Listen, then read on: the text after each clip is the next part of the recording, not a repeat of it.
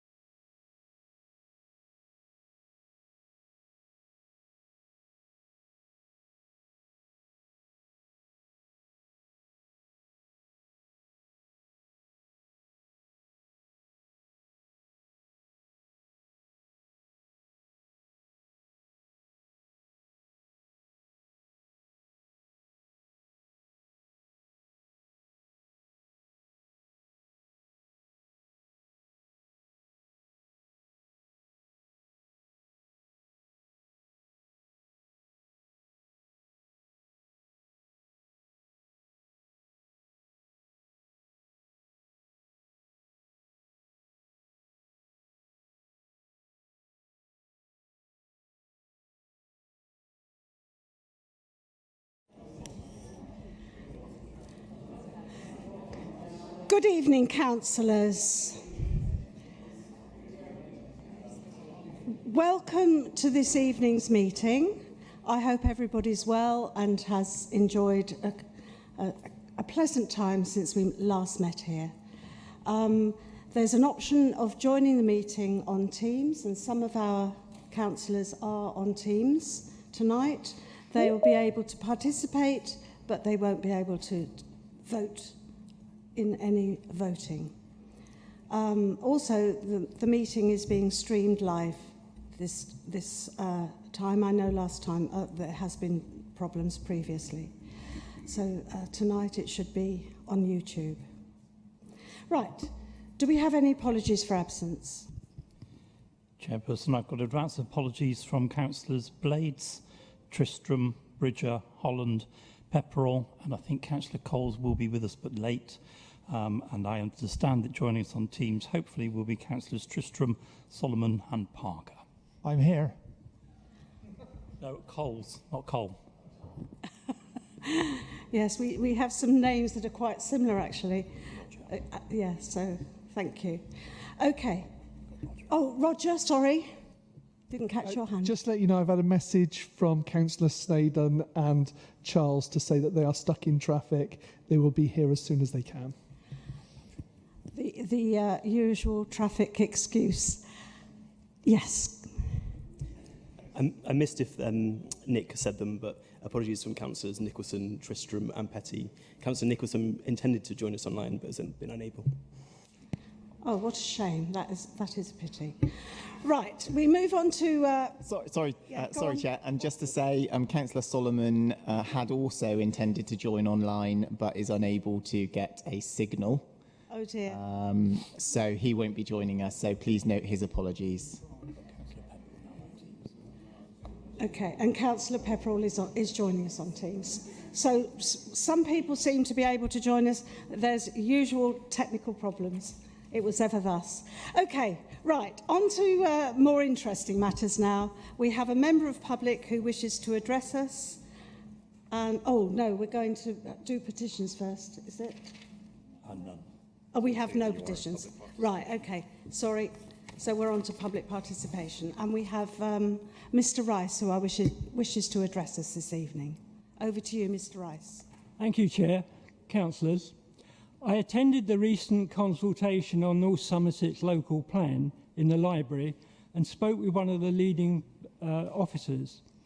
You won't need to be reminded that the plan commits North Somerset to building 23,805 homes by 2040. But will they benefit local people? The most needy local people will be bidding on Home Choice, North Somerset's social housing application portal.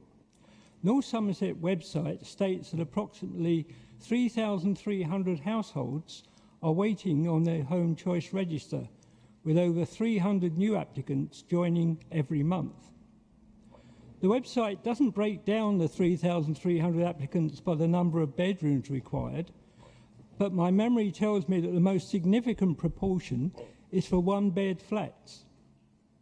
Next door, Somerset Council, in its quarterly Home Finder report published last week, reported a total of 10,098 households, of which 5,067 are for one-bed flats, or about half the households. It would be reasonable to assume North Somerset has a similar proportion. I raised this desire for one-bed flats with the local plan officer and the prospect of those being delivered by the local plan. He opined that it was improbable, as private developers prefer to build 3- or 4-bedroom family houses to maximise their return. So not very local for local needs. There is also a dearth of emergency or temporary housing when residents fall homeless and are unable to secure a new home before being evicted. The London Borough of Kensington-Chelsea has a cunning plan to address its temporary housing problem. They're not consulting Blackadder or Baldrick, but by proposing an arrangement with its staff pension fund. This initiative aims to secure more stable, affordable and good quality housing for homeless households and reduce the financial burden on the council. The plan involves the pension fund acquiring properties to be used as temporary accommodation or settled private rented homes, with the council managing and operating these units, potentially through a special purpose vehicle company. North Somerset Council could emulate their royal colleagues and suggest that the Avon Pension Fund be put to a similar purpose. So that's one box ticked, temporary housing. And not everyone on the home choice waiting list is facing homelessness. A large proportion simply want to escape their current, non-decent, expensive private rental property to gain a better, decent and affordable home. One reason housing officers have given for reluctance in pursuing the licensing of landlords is that it will drive landlords away. Why doesn't North Somerset Council take the opportunity to buy from these landlords, investing from the Avon Pension Fund to add to the social housing stock, especially one-bed flats? Second box ticked, reduction of home choice waiting list. Let's think out of the box for a change. Thank you. Thank you, Mr. Rice. You've raised lots of issues there, and you will receive a response from the relevant Cabinet member and director as soon as we can possibly arrange it. Thank you very much for joining us and bringing those points to our attention. Is there any member who's got a declaration of disposable pecuniary interest tonight? None? Right. We are now going to move to pass the minutes of the 13th of May and to approve them as a correct record. There was a point of clarification needed on these minutes as Councillor Helen Thornton and not Councillor Gemma Coles, who was put as chairperson of the JHOSC, which was detailed in the May minutes, so that has been altered. So please could I have approval of those minutes with those changes, please? And that's carried. Thank you very much. Our next item on the agenda is to do with the award of the contract of Burnbeck Pier. The paper published as part of the agenda in this pack has now been withdrawn, and Councillor Bell is going to provide a verbal update for us. Thank you, Chair. And apologies, colleagues, just to be clear, we've reordered the agenda slightly because originally this was going to be one of the exempt appendices, but no longer needs to be because we're obviously withdrawing the report from discussion today. For the reasons that I think most colleagues will be aware of, we're not able to progress with the report as printed in the agenda papers. But I did want to just take the opportunity to give members a bit of a public update on where we are, what's happened recently, and most importantly, what's going to happen next. I would like to thank those members that were able to join the members' briefing that we organised earlier this afternoon, which I hope was helpful. As many of you know, Burnbeck Pier has been part of Weston's story for over 150 years. Generations of local families have walked on its boards, enjoyed its views, and felt proud that this landmark belonged to our town. That pride is exactly why 2 years ago the council stepped in and took ownership of Burnbeck after decades of neglect under private ownership. Since then, we have secured more than £20 million in funding from national partners, and in just 2 years, we have made more progress than in the last 3 decades under private ownership. We've undertaken emergency works, completed surveys, secured planning consents, and started work on restoring some of the historic buildings. Clearly, the decision by RNLI headquarters to withdraw from the project is disappointing and frustrating for everyone involved. The RNLI have been an important partner, and we did not expect this decision so late in the process. But I just want to reassure everyone that this is not the end of the Burnbeck project. It's simply a new challenge for us to overcome. And importantly, we're continuing to work closely with the RNLI to keep life-saving operations here in Weston. We all agree that protecting lives at sea must remain a priority, and we'll keep exploring options for a new permanent lifeboat base in the years ahead. I met with the Chief Executive of the RNLI last week to begin this work. We do remain determined to restore Burnbeck Pier for our community. We have the funding in place to continue with the work on the landside buildings as planned, and that phase will begin in the next couple of weeks. And at the same time, we are already talking to other funders and partners to close the gap left by the RNLI's withdrawal. We are determined to try and keep the show on the road, and I want to thank the other funders for their continued commitment and support for the project. The National Lottery Heritage Fund, Historic England, the National Heritage Memorial Fund and the UK Government. Today, we also met with local MP Dan Aldridge, who continues to be a champion for the project, and he has agreed to explore avenues for any national funding via the UK Government that may be open to us. Burnbeck Pier has always been more than just a construction project. It's a symbol of Weston's heritage, our community pride and our ambition for the future. Saving it is about showing what Weston can achieve when we work together. In the weeks ahead, you will see visible progress on the site as we start building works on the landside buildings, and we will also keep pressing to secure the final funding needed to restore the pier itself, so that before too long we can all walk along it again. I particularly want to thank everyone who has supported us on this journey so far, our funding partners who I've already mentioned, but also the volunteers of the Burnbeck Regeneration Trust and all of you who care about this project. In particular, the officers from multiple teams across the council who have continued to work diligently to get things done. It's their passion and the passion of our community that keeps this project moving. We'll obviously keep all members updated as we take the next steps, but the commitment is still to try and see Burnbeck Pier and Island restored and reopened as a place that belongs to all of us in the community. We've come too far to turn back now, and together we will continue to strive to get this done. Thank you. Thank you. There's obviously a feeling of disappointment in our council today regarding this matter, but we must remain optimistic. We can work together. There are often other options, and sometimes when things go wrong, better things can reveal themselves. So who knows? But let's not give up, because I know people have worked really hard. Right, now we're moving on to question time. So I beg your pardon? Be a debate because there's no motion. Right.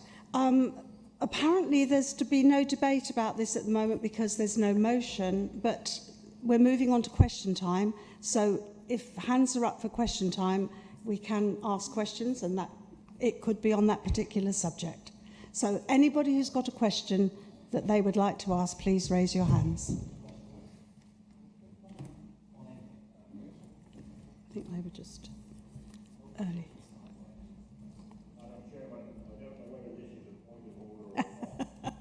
We'll find out. I don't think you've been asleep. We did.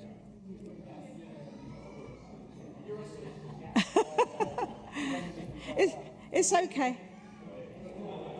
I'll set an alarm for you next time. I've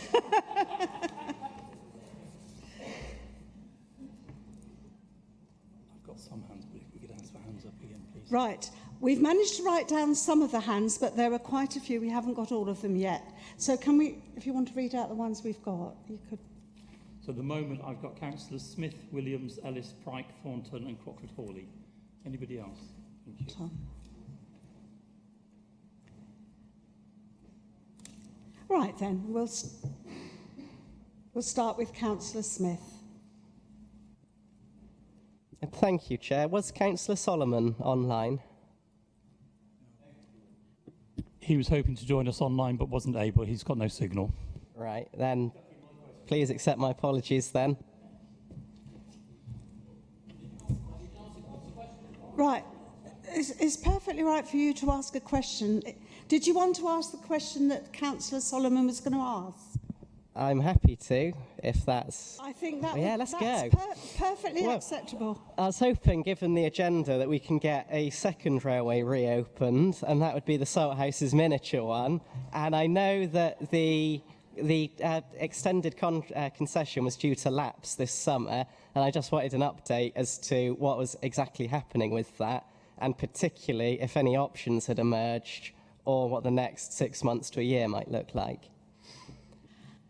We can, I'm happy to take that. I will ask for an update to be shared with you after the meeting, but today has been very much a celebration of railways, and I think if we can do anything to get the miniature railway back at Salthouse Fields, we should do so. So I'll pick that up and make sure we come back to you, Luke. Thank you. I think that's a really good question, and I don't think we can forget that there's been some bad news, but there's been some good news as well, and that's reminded us of it, so thank you very much. Right, Councillor Williams, what's your question now? Councillor Bell, just a quick one. I've had a couple of businesses based around Burnbeck just asking whether the public car park's going to stay open and through the season as well, because they just wanted some clarification, that was all. There'll be some, thank you for your question. There'll be some comms about this once the contractors are on site, but we will need to close that car park for a prolonged period, because unfortunately the equipment that's going to need to be stored there and to have access to the site will require that car park to be closed. We'll get some comms out to the affected businesses and residents. Obviously, we've got the Madeira car park nearby, so there is some alternative options. And what I would say is, if you are aware of any businesses that are particularly concerned, reach out to Councillor Caniford and let's have a conversation about how we can support them. Thank you. Councillor Ellis, what's your question and who's it to, please? Councillor Bell again. Sorry, Mike. You said at the start of this council that you've learnt from the debacle of Clevedon Seafront, and this council will now listen. Backwell Parish Council are against the Backwell bus lane.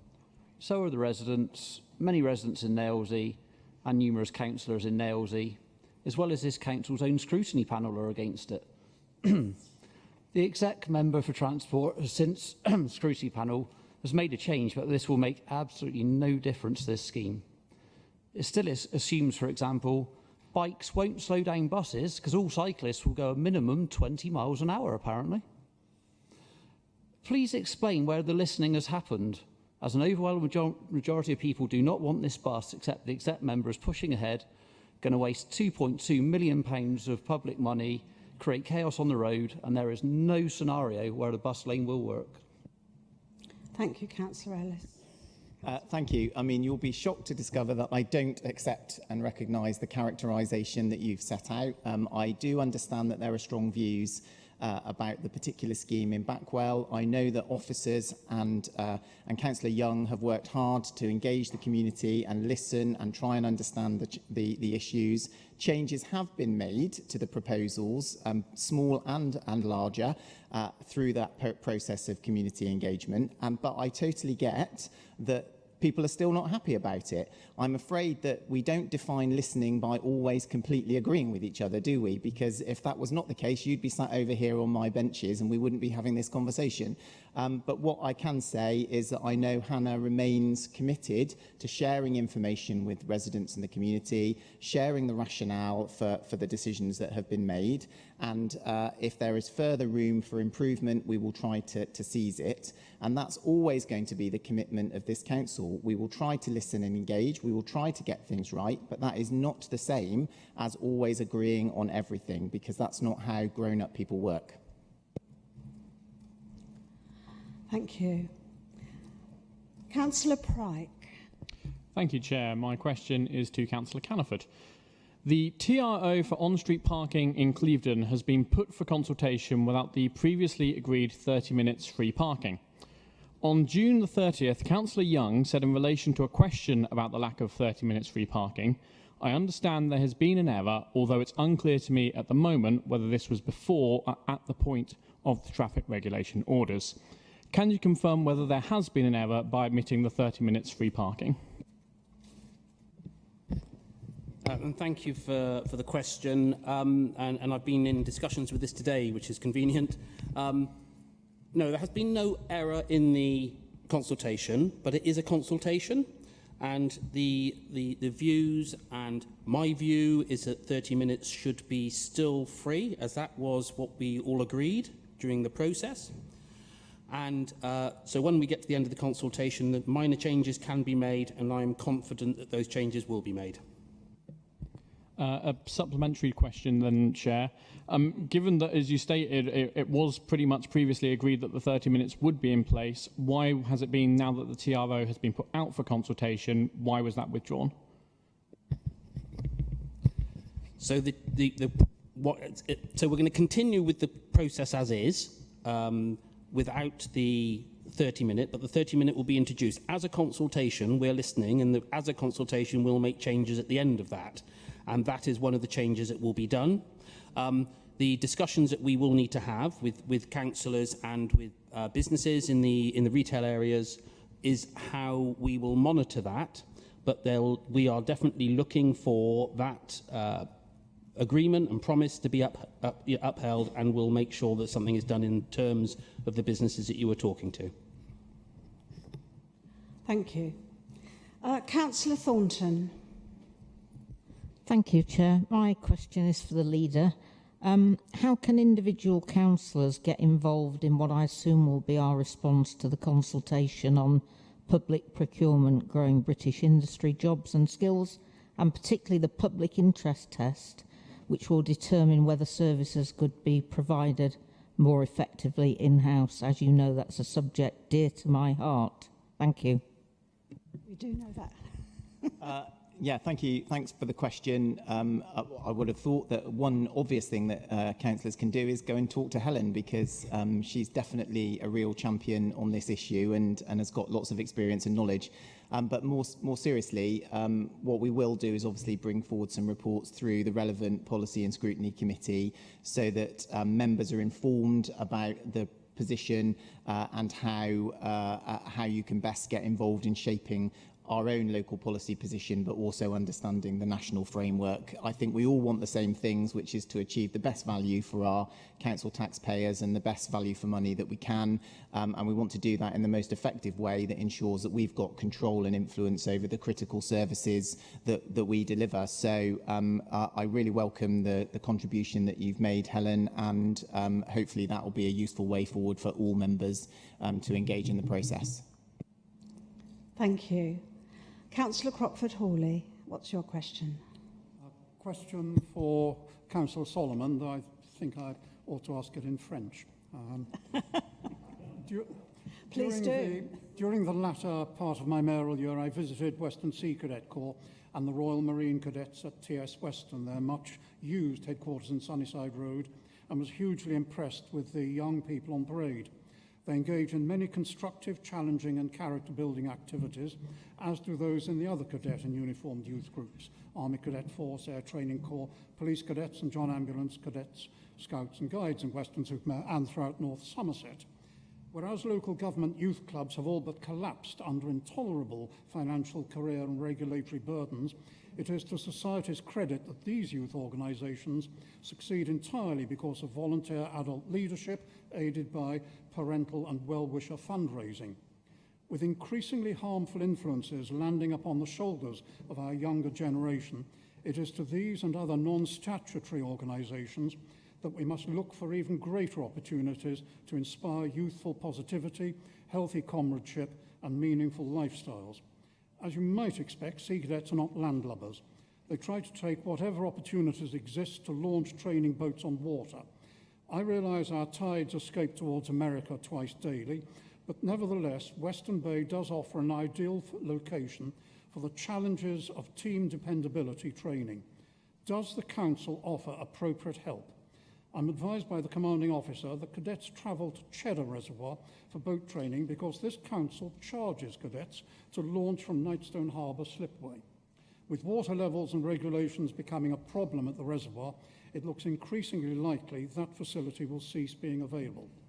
Would the relevant Cabinet member or members please advise me what fees and regulations are in place for non-commercial youth group launchings from Knightstone Slipway and for the use of Marine Lake, so that I might inform the commanding officer?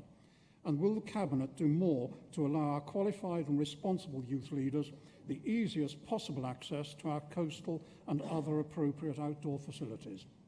I don't expect the answer tonight. No, I'm sure. Oh, right, we've got. I'm going to give you one, whether you expect it or not, Councillor Crockford-Hawley. I completely agree with your sentiments as a former Scout leader myself. I absolutely recognise the value and the story you tell about the uniformed youth organisations and the adult volunteers that support and enable them. I have, in the last couple of years, secured some interventions around the use of the beach and some of our open spaces for uniformed organisations to make that simpler and easier, because you're absolutely right, we definitely want to be enabling and supporting those kinds of activities. I'm very happy for you to feed back to the Sea Cadet officers that we will absolutely look at that and come up with a more sensible arrangement that enables and doesn't present barriers that seem unnecessary. So absolutely, you can take that commitment and we'll take that away and sort that out. Merci, monsieur. Thank you very much. Right, Councillor Dorr. Thank you. So following on from what Alan was saying earlier, and with the local plan again coming up for another consultation, I wanted to ask, I'm not sure if it's to Mike, probably to Anamika, around our local plan and our housing. The local plan is seeing, quite a significant amount of our villages massively, developed, and is the view of myself and many other people in North Somerset that this is unsustainable. We seem to be continuing on a urban sprawl which has been tried for many, many years and has now left us in the issue where we are now of congested roads and poor public transport. And with private developers not offering any alternative, which Alan pointed out earlier, when is North Somerset as a council going to get serious about our housing and take a little bit of responsibility and start building our own? Because I don't see the private sector doing anything. Thank you. Thanks for that, Tom. No, that's okay. I think for us to be building our own homes obviously requires an enormous amount of budget, which I'm sure at the moment you will agree we don't have as a council. But I would also contend that as we are having discussions with developers at the moment, that there are serious discussions ongoing about the types of homes that we're building. We're going through our housing needs assessment at the moment, which is actually showing up really interesting outcomes in terms of the types of homes that our residents need. And they are completely different to the 3, 4, 5 bed houses that we would normally be developing. So I suspect that as we get through this summer and the results of the housing need assessments come through and we look at that, we'll have a very different picture of the kind of homes that we need. And I also know that as we are talking to developers already, that the idea that they're not going to be building other things than that is really not the case anymore. And I think they've really got the message from the government about the housing need in the country and the types of homes that need to be built. And we're going to do everything we can to make sure that we build the right homes for our residents. Thanks. Thank you, Anamika. Councillor Charles. I wasn't going to say anything, but then one of my colleagues over there raised the point with regards to bus lanes and the co-design of community projects.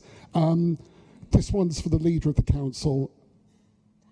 Do you think that if we had projects such as the bus lane and Clevedon Seafront, and we had processes for community engagement before those things even came to the drawing board, that we wouldn't necessarily have the problems that we have? And can you elaborate on the plans that I know are in place to ensure that citizens are involved in such plans in the future? I'm slightly chuckling at the question because, yes, I do completely agree with you.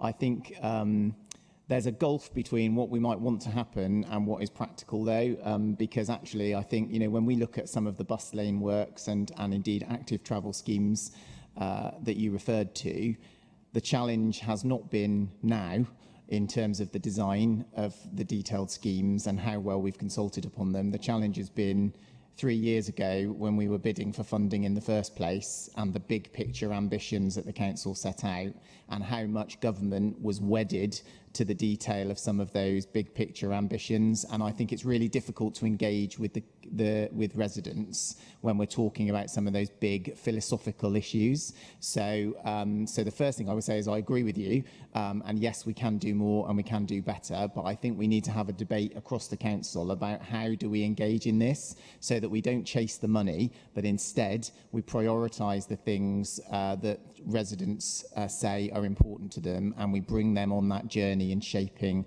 the kinds of things that we bid for, so that we don't get stuck in this doom loop, which those of us on the cabinet side will say, you know, we can tell you, you know, we're losing. I'm going grey over the doom loop of you've got to do this terrible thing that doesn't make any sense because you've now got the money for it and the government insists that you do it. And if you don't do it, you'll have to pay for everything that you've already done. So it's just costs and costs and costs. And you get stuck in this vicious cycle where it just feels impossible to break out. So I agree with you. The sooner we can bring people with us, the better.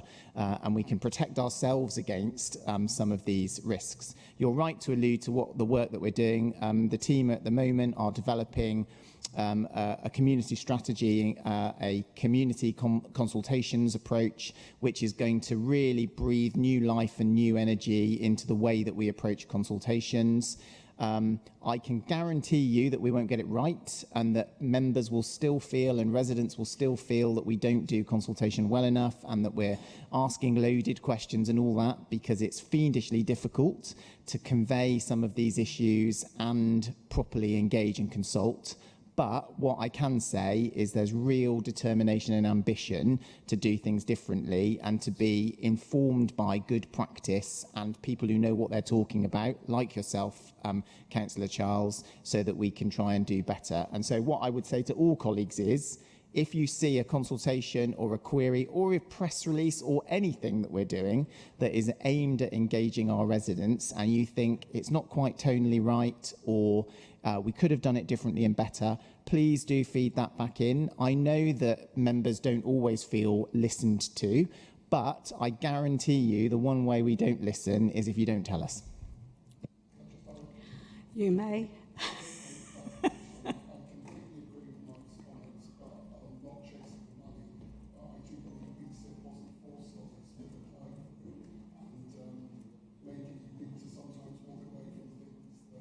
Have chains around us that we don't necessarily want. Thank you. Councillor Keating, did you have a question? It was Dan. I thought it was... Thank you, Chair. My question's to Councillor Young, and apologies for not giving you prior notice. I've just written the question. Members and residents that have travelled through Congsbury over the last 5 weeks would have no doubt noticed Wales and West have been upgrading the gas network. My question is, how can utilities companies like Wales and West work with this council to plan these works in a way that keeps disruption to a minimum and not bring vital junctions to a standstill? Thank you for the question. I agree with you entirely. It's a constant issue for us as a council that, as I'm sure you're aware, if utilities companies do have the power, should they need to do so as an urgent requirement, to go and do works on our roads without our ability to change and arrange the dates of those works. Wherever possible, our network management team negotiates and checks and is constantly chasing on the plans that are put in place by those companies. And what I will say is that we have such a full body of works, both our own on the network through maintenance programmes. We've had an increase in our funding over the last year, and we've got maintenance going on. We've got utilities works that have increased substantially because of the ageing infrastructure in this country and the need to make urgent replacements to things like gas mains and water pipes, and it's affected huge parts of our area, as well as the infrastructure that we're seeking to develop for our public transport network and also for access to places such as the airport and so on. So it's a massive issue. Personally, I would love to see additional powers for councils from government around how we can manage these works. It's something that I've raised previously with the DFT. I would really like to see it, and I'll keep pushing for it. But I think it's a lot of work that's done behind the scenes and not often recognised, certainly by our residents and often by our councillors, that the network management team, which is small, is dealing with almost a tenfold increase, I think it is, in requests for space on our roads to do such works. In terms of keeping key junctions open, if you have concerns, as I know, and we've talked about Congresbury anyway, and the community there, I know, have suffered horrendously over the last 2 years with a series of different works that have taken place. But please raise them. We do check, we do liaise all the time. It's not simply a question of, you know, the works are there for a period of time and that's that. Nobody is checking in. So please do keep on it. I will keep on it, and we need to keep on at government too about giving us the powers to be able to manage those works more effectively. Thank you, Hannah. Thank you very much. I think that's the end of question time, and I want to thank everybody who's raised a question, because I think it's a very important time in our council. I hope you've been satisfied to some extent, I know some of you won't be, with the answers that have been given. So I thank people for the answers. And I would also like to remind you, members who have asked a question, if you could supply it to the clerk so that it can be included in the minutes. Right, on to item 7, the forward plan as dated the 3rd of July. Over to you again, Mike. Yeah, that's just for noting, Chair. Thank you very much. I think those of us who have read that forward plan will see the amount of work that is being done across our council. And I do think it's always worth noting that. It's sometimes, perhaps as councillors, we come under a lot of criticism. And I think sometimes it is really useful to see that there are plans afoot. People are doing their best to meet them. And I personally thank everybody who works across the council to do their best for our communities. Right, now an update on Metro West, which is a bit of a better news story today. Thank you, Chair. So the report on the agenda is billed as an update on Metro West, but it's important to note that there are 4 specific recommendations in there that relate to some final approvals and authorisations around concluding some land agreements, licences, and a delegation to the Director of Corporate Services to finalise the funding agreements. So a lot of this is just a tidying up of the final steps associated with the Metro West, Portishead and Pill to Bristol railway line, and is consistent with the reports that we've brought to Council previously. Particularly, there's the reference to the addition to the capital programme of the funding that has now been approved via our relationship with the combined West of England Combined Authority and Network Rail.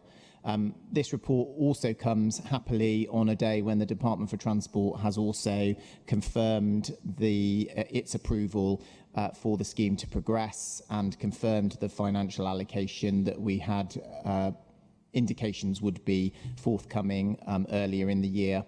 So this really does feel like a landmark moment in the Metro West scheme. We've now got all of the necessary planning consents and approvals in place. We've got the funding envelope in place to deliver the scheme, and critically, the necessary underwriting by the Department for Transport. And so we can now move beyond the phase of talking about the project and planning for it and trying to secure the funding, and move into mobilising the engineering operation that will be required to support the construction. So this is a very much a pleasing day, and I hope, if nothing else, colleagues will be delighted to know that we shouldn't need to keep talking about the Metro West scheme anymore at full council. I want to pay tribute to all of the officers who've worked so hard on this project over many years. Our partners in the Department for Transport, Network Rail, and in the West of England Combined Authority, who I think it's fair to say have been on a journey on this one, if you'll excuse the pun, in terms of making sure that they understood the economic value of this investment to the west of England and were making a financial contribution to.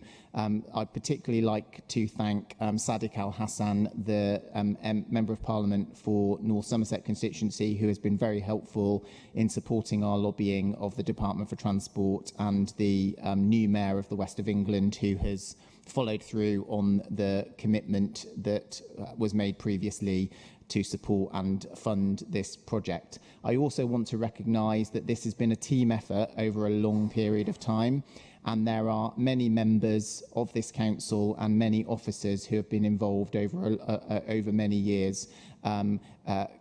My predecessors as leader of council, Councillor Bridger, Councillor Don Davis, Councillor Ashton, all worked extremely hard to try and move this project forward. And this is the culmination of that many years of effort.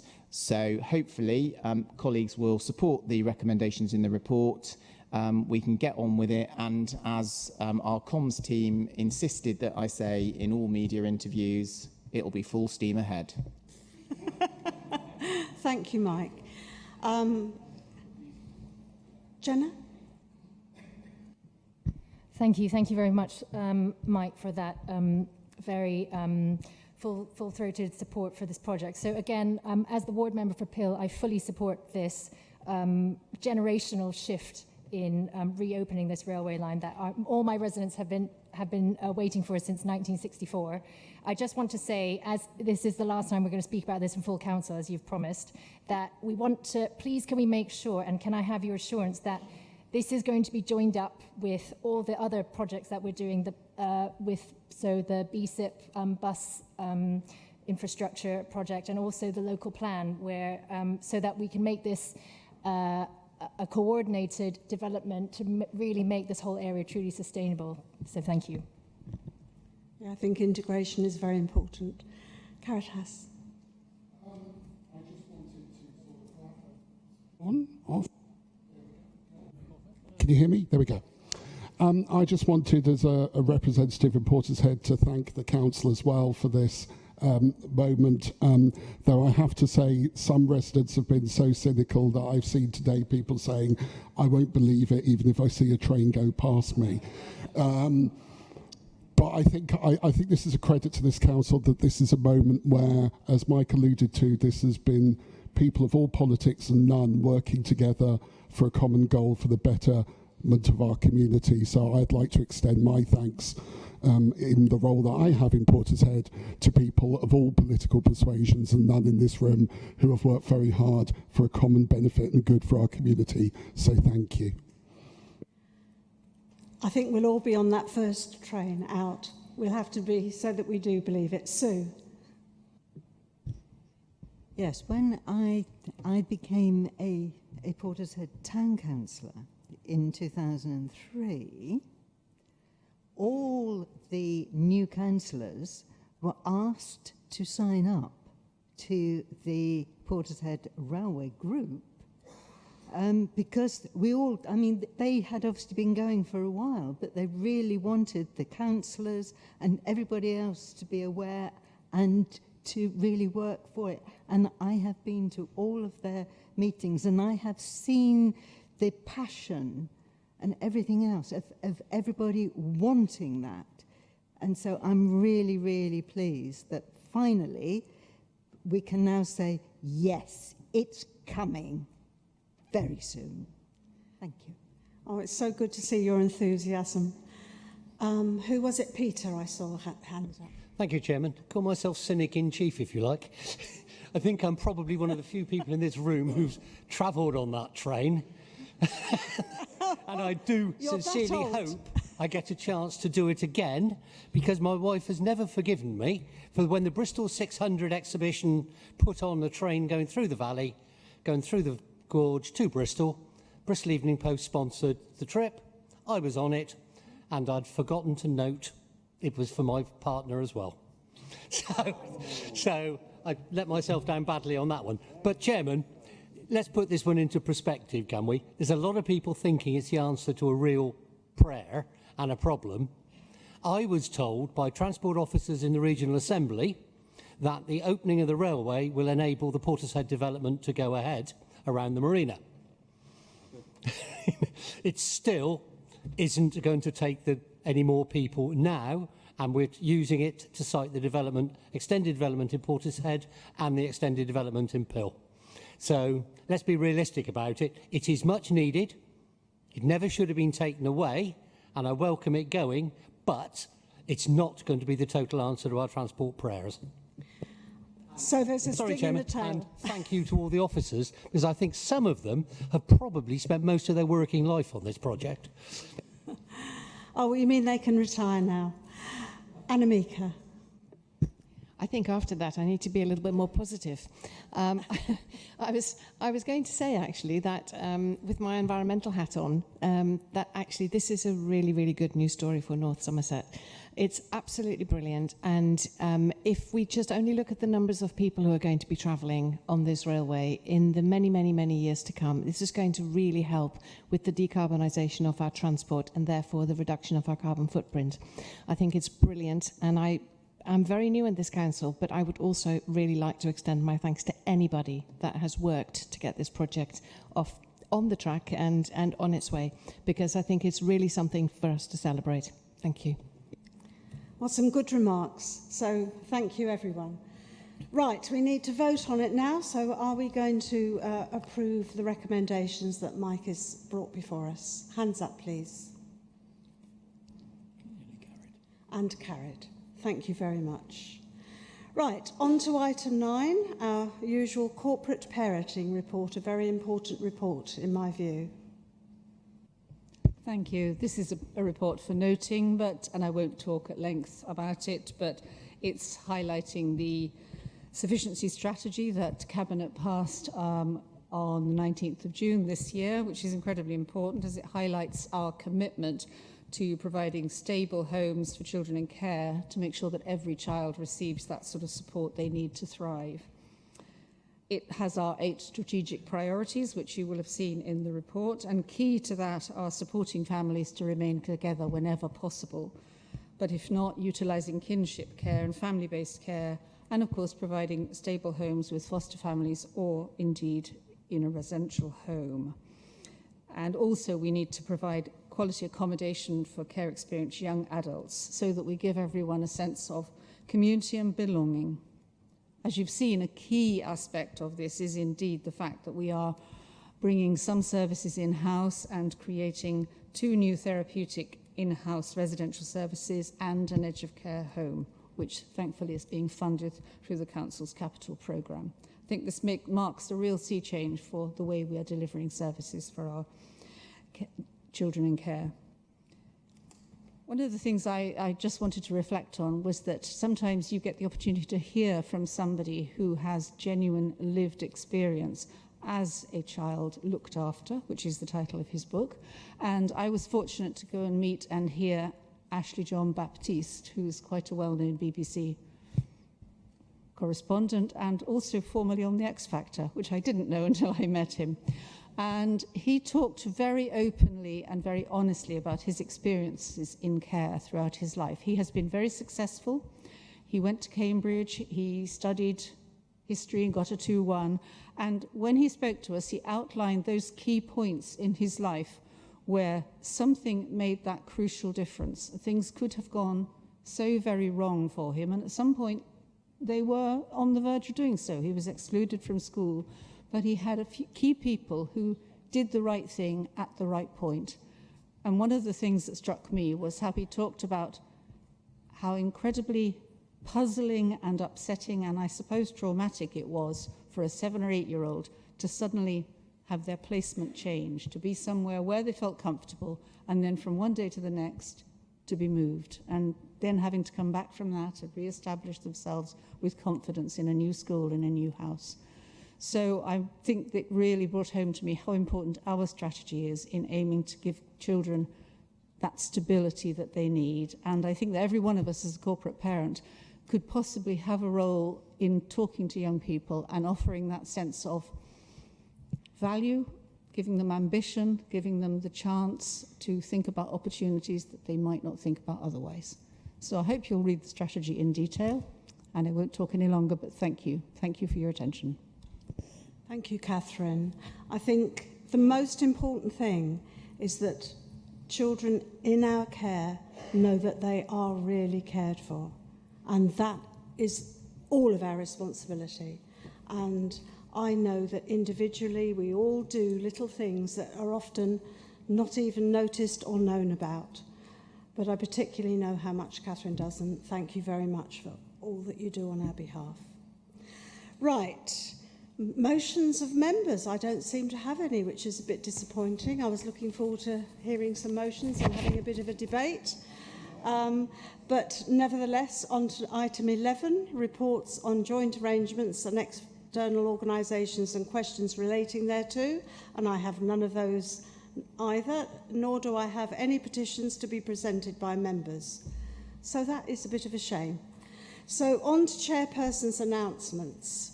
Well, I wasn't actually going to say very much, but I've been encouraged to do so. So you're going to have to listen to me for a minute.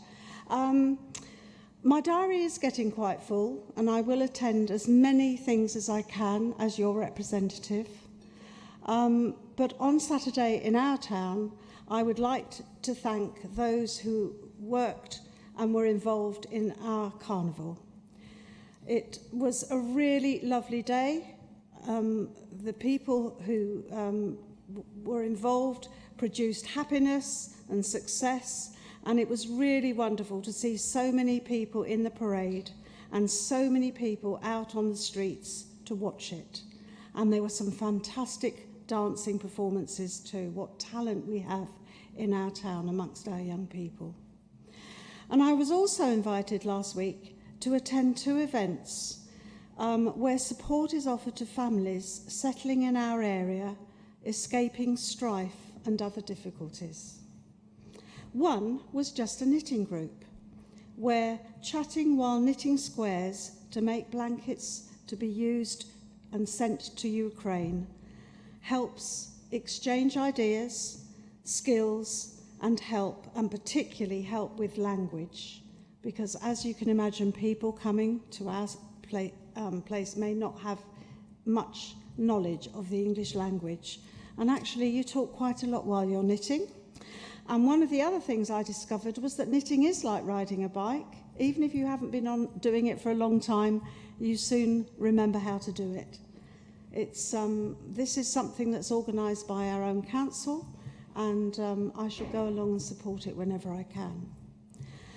And I was also invited to a lunch for families, and there was an absolutely wonderful atmosphere amongst a group who came from all over different places, escaping lives where there's war and all kinds of issues where people have had to leave their homes of origin and come and settle in our town. I have to say, the community spirit amongst the people themselves and those running that lunch was absolutely incredible. And particularly to see the children playing together. Different parts of the world, different cultures, but my goodness, they all looked after each other. And I tried to speak to as many of them as I could, and the loveliest thing of all was how happily those children are settled in schools in North Somerset. And I really commend the schools for showing that diversity actually has such a positivity about it. It really was a lovely event, and I really am very grateful to be invited to join such things. It's a privilege sitting here, but it's also a privilege to meet people who are doing such great work and people who have escaped other places and chosen to make North Somerset their home. And I hope they will remain and always be welcome. Right. Leader's announcement. Where is our leader? I'm sure he's got lots to say. No, I haven't. Nothing from me, thank you. I think he's spoken enough, hasn't he? Right, over to the Chief Executive. Thank you, Chair. A reminder to councillors that our new Chief Executive, Mandy Bishop, will be starting with us on the 18th of August. and I'll be providing a handover with Mandy in her first few weeks. Mandy has already met members of the corporate leadership team and attended some key events with us, and I'm meeting with Mandy on a weekly basis to discuss priority areas of work. We have developed an induction programme for Mandy, and she is scheduled in to meet with cabinet members and group leaders in her first few weeks, and is very much looking forward to meeting you all. Oh, thank you, Hayley. I know you're doing a great job keeping everything going, and we look forward, obviously, to Mandy joining us. Right, now the next items are exempt items, or possibly could be, if any member feels that they should be treated as such, that would mean that other people who were not councillors would have to leave the room. So is there anybody that feels that they have to be treated as such, or can people remain? It looks as if people can remain and we carry on as normal. Right, so we're going to go on then to the first one, which is the North World Retail Park, isn't it? That's the first one. So Councillor Caniford, over to you. Thank you, Chair. Yes, and in line with other good news stories, this is another one. And in fairness, I'm going to have to congratulate Councillor Ashton, because it's one of the few he actually did. And I criticise you regularly, but this was a good investment for North Somerset. Of course, there are sensitivities, commercial ones, around this discussion, so hence the reason the red papers, and we can't go into those sensitivities because of the tenant, Sainsbury's supermarket. A new lease will generate revenue return for this council over and above its costs and its borrowings.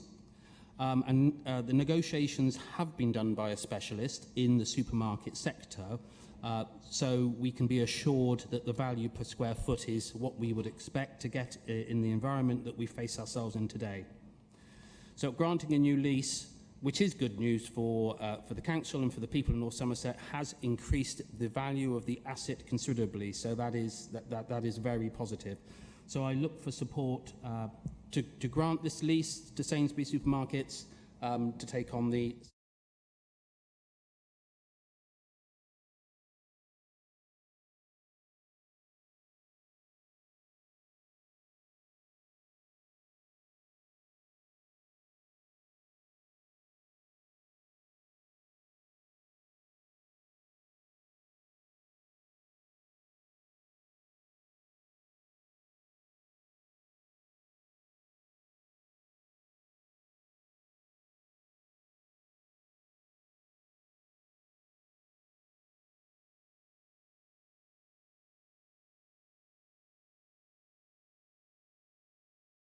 Oh, so sorry. In And my I wasn't being defence, rude. I did mean it as a joke, in my defence, I'm channeling my inner Mike Solomon, so you can blame him.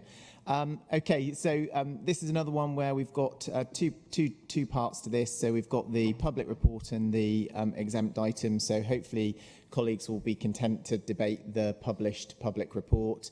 And this relates to extensions to the contract arrangements for the leisure contracts that the council holds, and the Playhouse Theatre with Parkwood.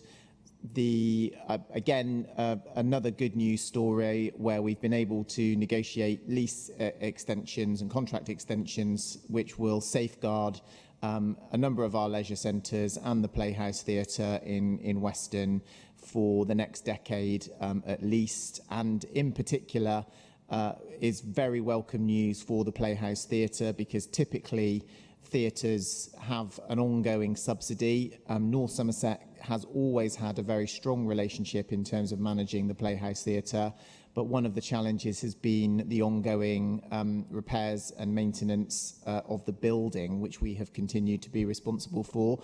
But as part of the negotiations that we've undertaken through this proposed contract extension, the responsibilities for repairs and maintenance will pass to Parkwood as the tenant and operator. So that's a positive win for the council, both that will mitigate the revenue and capital liabilities that we've got for the leisure centres and for the Playhouse Theatre until 2037. So I'm happy to move the recommendations and ask for a seconder.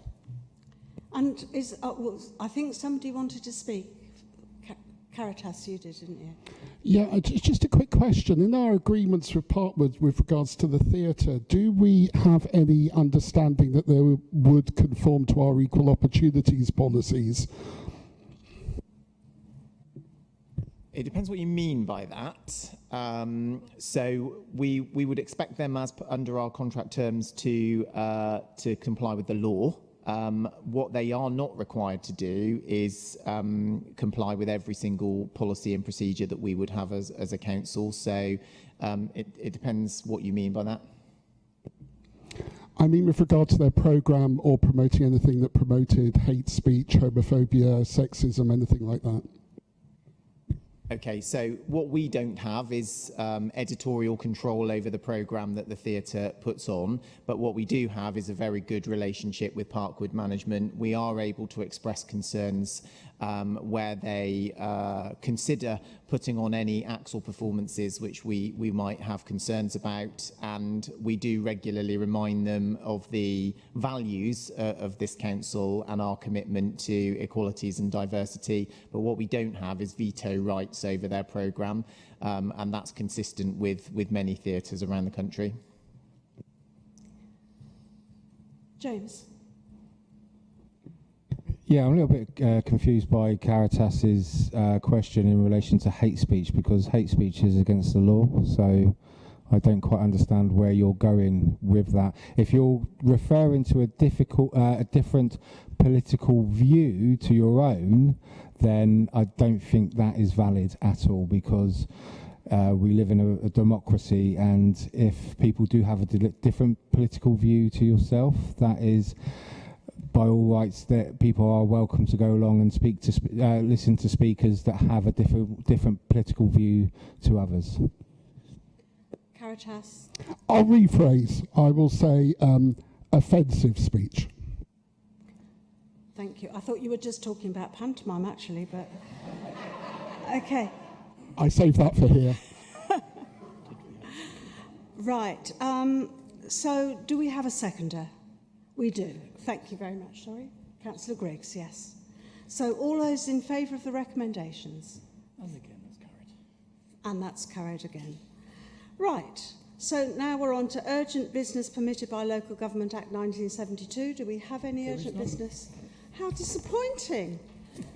That means that I have to draw the meeting to a close. I can't always guarantee I'll be as quick as that, but thank you everyone for your attendance. I've quite enjoyed some of it.